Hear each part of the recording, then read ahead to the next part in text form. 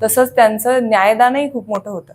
म्हणजे न्यायदानाच्या बाबतीमध्ये John Malcolm म्हणतोय की त्यांच्यासारखा कोणी न्यायाधीश होणारच नाही, असं त्यांचं ते सांगताय.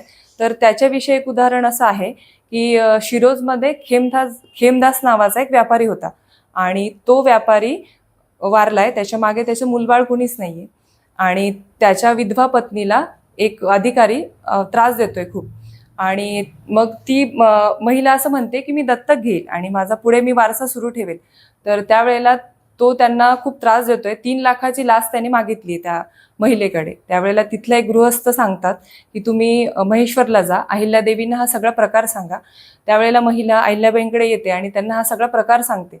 तर त्यावेळेला अहिल्याबाई त्यांना कळतंय की हे असं 3 लाखाची लाच मागितली. त्यावेळेला त्या म्हणजे प्रत्यक्ष त्या जे अधिकारी आहेत त्यांना बरखास्त करतात, त्यांच्याकडनं ते अधिकार काढून घेतात आणि त्या त्यांना तिथे न्याय देतात. असं त्यांचं एक न्यायदानाबद्दल पण खूप मोठं काम आहे, खूप मोठं महत्त्व आहे.